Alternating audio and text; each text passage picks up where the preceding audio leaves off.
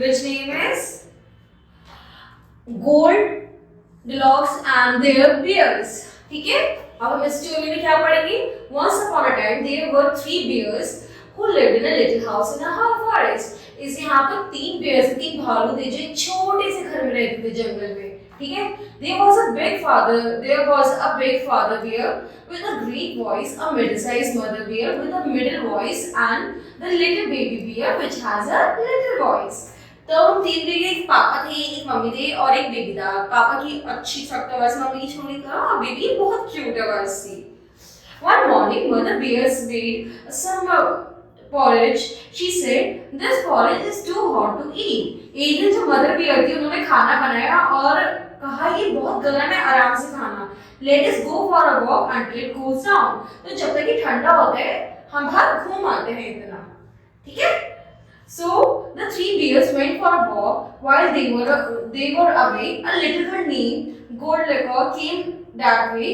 अब जितने में वो तीनों बाहर गए, उन्होंने इतने में एक छोटी सी बच्ची आई उनकी गुफा में और देखा. She saw a little house and knocked at the door. Since nobody answered, she entered. अब उसने उस गुफा में जब देखा, जब उस घर में देखा, उसने नॉक किया लेकिन किसी ने आवाज ही नहीं दी क्योंकि कोई था ही नहीं, तो वो घुस गई घर में. There was a table laid for 3. There were 3 balls of porridge. She tasted the porridge in the big bowl. Oh, this is porridge. It's very hot. और वो जैसे वो खाने को होती है, उस खाने को जो 3 balls आप रखते हो, कि अरे ये तो बहुत गर्म है. Then she tasted the porridge in the middle size bowl and said that जब उसने middle porridge को taste करा, तो उसने देखा कहा it is very cold. जब वो बीच वाला porridge था वो ठंडा था. ठीक है, it was very cold. After that she tasted a tiny bowl of porridge and she said, "Oh, this is right." And she ate it. अब जो तीसरा छोटा बेबी ने रखा हुआ था porridge, उसमें से टेस्ट किया, यार ये सही है, मैं ये खा लेती हूँ.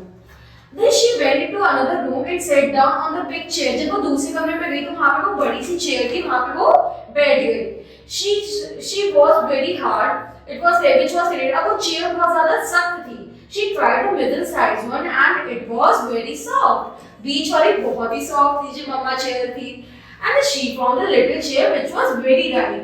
और जो बहुत ही छोटी चेयर थी वो बहुत ही ज़्यादा सॉफ्ट, बहुत ही सही, तो वो उसमें बैठ गई. So she sat on that chair and it broke.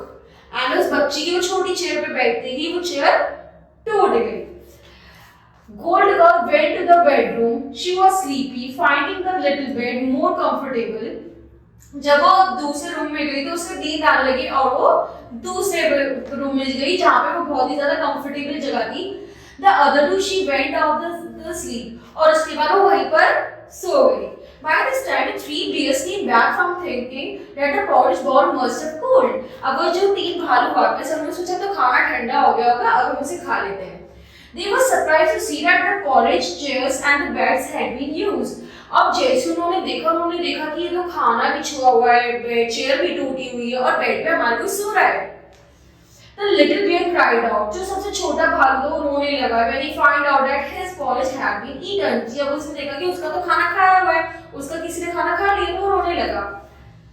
And his chair had been broken and somebody was actually sleeping on his bed. जब उसने देखा कि उसकी चेयर भी टूट गई, उसका खाना भी खत्म हो गया और उसका जो बेड है उसमें कोई ऑलरेडी सो रहा, तो बहुत ज्यादा रोने लगा. The father bear roared, which woke the Goldilocks up. अब इतने में जो father bear था वो चिल्लाने लगा, इतने में वो छोटी बच्ची उठ गई. The Goldilocks woke up, saw the bear and screamed. जैसे उसने उस छोटी बच्ची थी भालू को देखो, वो बहुत ज्यादा डर गई, वो चिल्लाने लगी. Then she jumped out of the bed and ran out of the house. जैसे उसने उन भालू को देखा वो झट से भाग गई वहां से.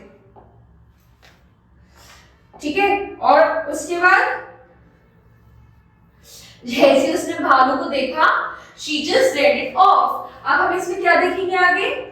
हम जो हमारे इसमें वर्ड्स यूज हुए हैं हम उनके बारे में पढ़ेंगे कि उन वर्ड्स को क्या क्या मतलब है हमारे उन वर्ड्स के.